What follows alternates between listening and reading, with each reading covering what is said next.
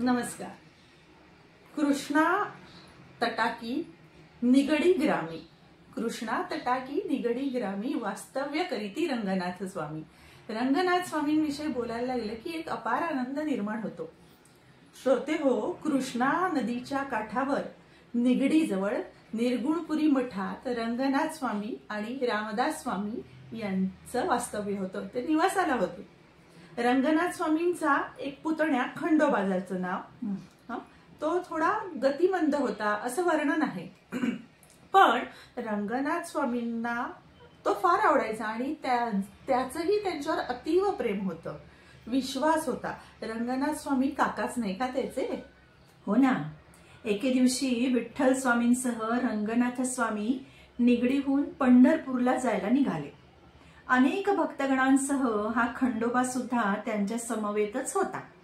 भजन करीत करीत करीत भाविक मंडळी पंढरपूरला येऊन पोहोचले. दुर्लभ दर्शनाचा लाभ झाला आणि साक्षात पांडुरंगाचीच आज्ञा झाली की रंगनाथ स्वामींनी गरुड खांबापाशी उभं राहावं आणि कीर्तन ऐकवावं मला, असं विठ्ठल म्हणतात. मंडप खच्च भरला होता. अनेक अधिकारी मंडळी, भाविक भक्तगण कीर्तनाला उपस्थित होते. असंख्य वारकऱ्यांची दाटी होती.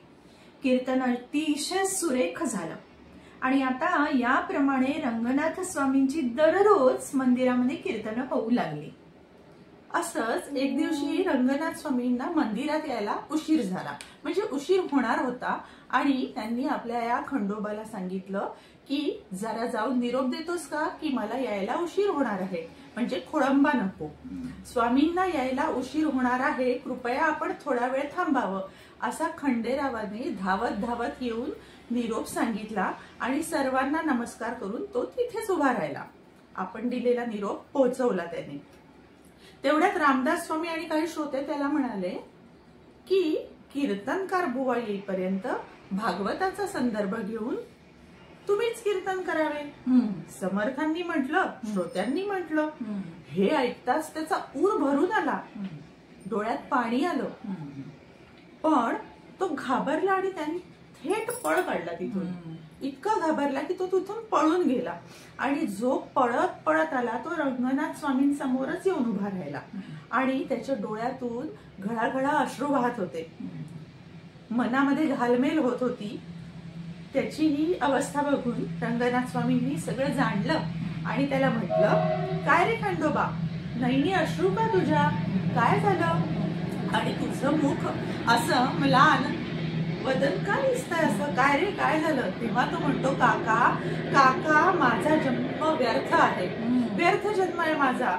संतांनी मला कीर्तन करायला सांगितलं आणि माझी ती पात्रता नाही. मला साधा अभंग म्हणता सुद्धा येत नाही, कारण मी अक्षर शत्रू आहे. एक अभंग येत नाही तर मी कीर्तन कसं करणार काका? आणि घळाघळा अश्रू वाहत आहेत. श्रोते हो, काय झालं असेल पुढे?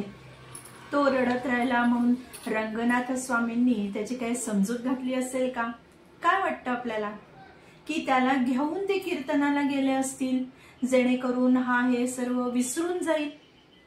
नाही नाही, असं काही झालं नाही. रंगनाथ स्वामींनी पुतण्याच्या मस्तकावर वरदहस्त ठेवला, त्याला मनपूर्वक आशीर्वाद दिले आणि मग ते खंडोबाला म्हणाले, जीभ बाहेर काढ. तो बघतच बसला. अरे जीभ बाहेर काढ बघू. त्याने जीभ बाहेर काढली. काकांनी जिभेवर श्री असं अक्षर आपल्या हातांनी लिहिलं आणि म्हणाले, श्रीधरा, मंदिरात जा आणि कीर्तन कर. आणि आपण परिधान केलेली सगळी कीर्तनाची वस्त्र त्याला घातली, आभूषण त्याला घातली, त्याच्यावर एक कृपा दृष्टी टाकली. जणू या हृदयीचं त्या हृदयी घातलं. श्रीधराने म्हणजे खंडोबानी काकांना दंडवत घातले आणि तो मंदिराकडे जाण्यासाठी निघाला.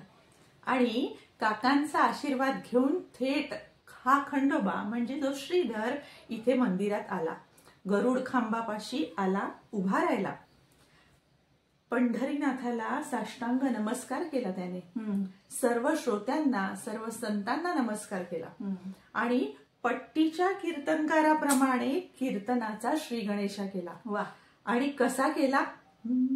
साधुत्राण कराया खल दुष्टांचे करावया हनन धर्मस्थापायासी घेतो पार्था युगायुगी जन्म राम राम राम हरे हरे राम राम राम राम हरे हरे राम राम राम राम सीतापते राम राम. राजाधिराज प्रभू रामचंद्र भगवान की जय. असं सुरुवात केली आणि जी त्याची सुरुवात झाली ती दणदणीत झाली, कारण आशीर्वाद कोणाचा होता? संतांचा. श्रोत्यांना वाटलं की जणू रंगनाथ स्वामीच उभे आहेत, कारण त्याचा पोशाख हुबेहूब तसाच होता. सुरुवातही दणदणीत झाली आणि सर्व श्रोतृ मंडळी त्याच्या ओघवत्या कीर्तनाने भारावून गेली. असामान्य वक्तृत्व शैली, जबरदस्त पाठांतर, भक्ती रसाने ओतप्रोत वाणी, आणि त्यामुळे कीर्तनात रंग भरला. आणि या सगळ्याच्या पाठीमागे संतांचा आशीर्वाद त्याला लाभला होता. दरम्यान काय झालं? हे सगळं आपलं काम आटोपून रंगनाथ स्वामी श्रोतृ मंडळींमध्ये येऊन बसले आणि श्रोत्यांचं तर देहभान हरपलंच. सज्जन हो, हे सगळं ऐकताना. आणि हे ऐकता ऐकता मध्यरात्र केव्हा उलटून गेली हे कळलंही नाही. प्रथेप्रमाणे कीर्तनाची सांगता आरतीने झाली. समर्थ रामदास स्वामींसह सर्व श्रोत्यांनी कीर्तनाची वाहवा केली. पुढे हाच श्रीधर, ज्याला आपण खंडोबा म्हणतोय, पुढे हाच श्रीधर स्वामी झाला. वा.